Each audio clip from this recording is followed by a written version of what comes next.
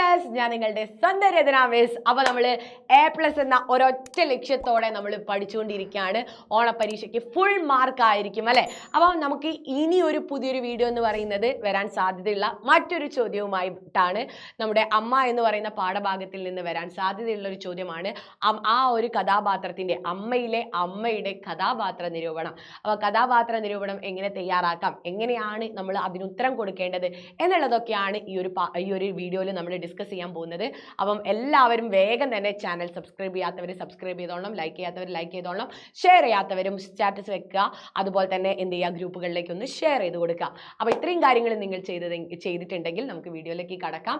അപ്പം നമുക്കറിയാം, അമ്മ എന്ന് പറയുന്ന പാഠഭാഗം എഴുതിയിട്ടുള്ളത് അല്ലെ ആരാണ്? നമ്മുടെ മാധവിക്കുട്ടിയാണ്. മാധവിക്കുട്ടിയുടെ തണുപ്പ് എന്ന് പറയുന്ന സമാഹാരത്തിൽ നിന്ന് എടുത്തിട്ടുള്ള ഒരു കഥയാണ് അമ്മ എന്ന് പറയുന്നത്. അപ്പം ഇതിലെ അമ്മയുടെ കഥാപാത്ര നിരൂപണം ചോദിച്ചു കഴിഞ്ഞാൽ ആദ്യം തന്നെ ഇൻട്രൊഡക്ഷൻ ആയിട്ട് കൊടുത്തോളണം. മാധവിക്കുട്ടിയുടെ തണുപ്പ് എന്ന് പറയുന്ന സമാഹാരത്തിൽ നിന്ന് എടുത്തിട്ടുള്ള ഒരു കഥയാണ് അമ്മ എന്ന് പറയുന്നത്. അമ്മയിലെ കേന്ദ്ര കഥാപാത്രം അല്ലെ ഒരു വൃദ്ധയായിട്ടുള്ള അമ്മയാണ് എന്ന് പറഞ്ഞുകൊണ്ട് എഴുതിക്കൊള്ളാം. ഓക്കെ, അമ്മ എന്ന കഥയിലെ കേന്ദ്ര കഥാപാത്രമാണ് വൃദ്ധയായ അമ്മ.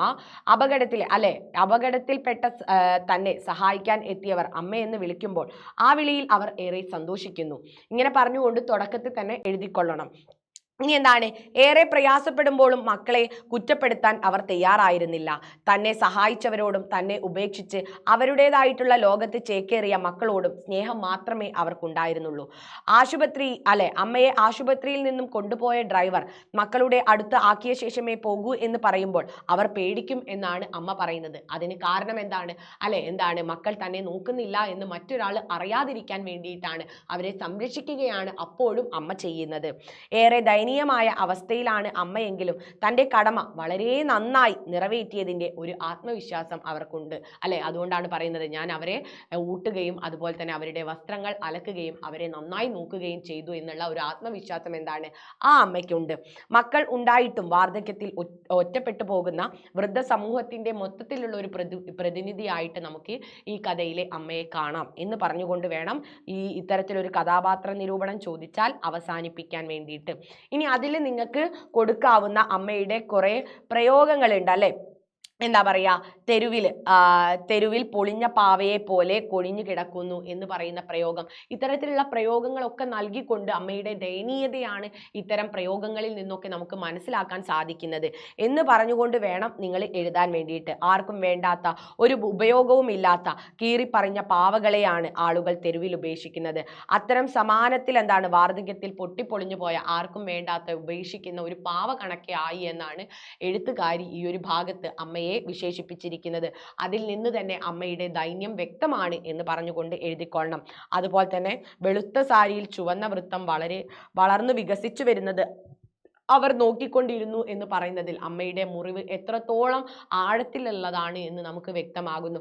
ആ വേദനയിലും എന്താണ്, മക്കളെ കുറ്റപ്പെടുത്താനോ അല്ലെങ്കിൽ എന്താണ് മക്കളെ കുറിച്ച് കുറ്റം പറയാനോ അവർ തയ്യാറാകുന്നില്ല. വേദന സ്വയം സഹിക്കുകയും അതിലെന്താണ് സ്വയം വേദനകൾ എന്താണ് ഉള്ളിൽ ഒതുക്കി ജീവിക്കുകയും ചെയ്യുന്ന ഒരു വൃദ്ധയായിട്ടുള്ള കഥാപാത്രമാണ് നമ്മുടെ അമ്മ എന്ന് പറഞ്ഞോളണം. അതുപോലെ തന്നെ എന്താ പറയുക, അത്തരത്തിലുള്ള പ്രയോഗങ്ങളൊക്കെ ചേർത്തിട്ടായിരിക്കണം ഈ ഒരു വൃദ്ധയുടെ വൃദ്ധയുടെ കഥാപാത്ര നിരൂപണം നിങ്ങൾ തയ്യാറാക്കാൻ വേണ്ടിയിട്ട്. പോയിന്റ്സ് ഒക്കെ ഒന്ന് ആലോചിച്ച് വെച്ചോളണം.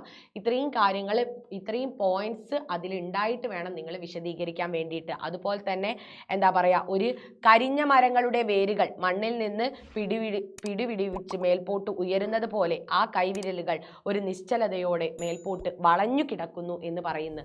ആ ഒരു വാക്യം കൂടെ നിങ്ങളൊന്ന് എഴുതിയെടുത്തോളണം. ഈ വാക്യവും എഴുതിയിട്ട് വേണം അമ്മയുടെ ദയനീയത എന്താണ് പറയുന്നത്, അവിടെ വൃദ്ധയായ അമ്മയുടെ ദയനീയ അവസ്ഥ ഹൃദയ സ്പർശമായിട്ട് വരച്ചു കാണിക്കുന്ന ഒരു പ്രയോഗമാണ് ഇത് എന്ന് പറഞ്ഞുകൊണ്ടും, കരിഞ്ഞ മരം എന്ന പ്രയോഗം പ്രായാധിക്യത്താലും മനോവേദനകളാലും ഉണങ്ങിക്കരിഞ്ഞു പോയ ഒരു മരം പോലെയായി അമ്മ മാറിക്കഴിഞ്ഞു എന്ന് സൂചിപ്പിക്കുന്നു.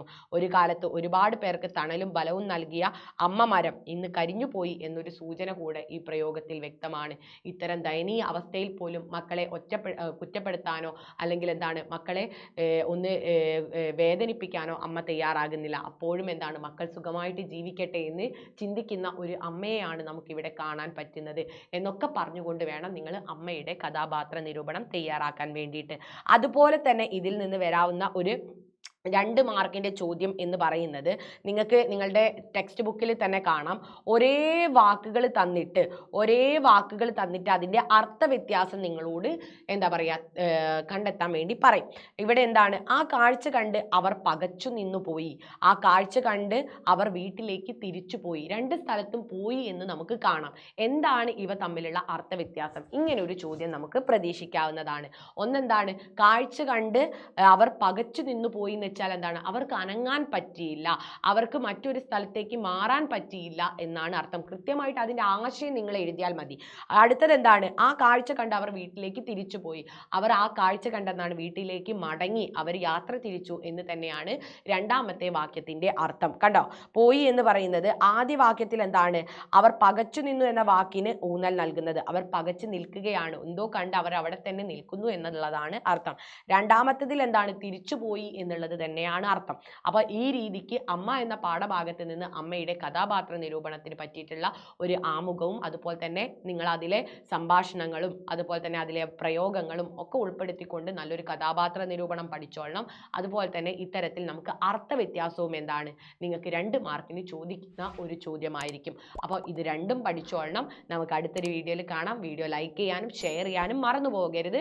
സബ്സ്ക്രൈബും ചെയ്ത് വെച്ചേക്കുക. അപ്പോൾ നമുക്ക് അടുത്തൊരു വീഡിയോയിൽ കാണാം. അതുവരെ ബൈ ഗൈസ്.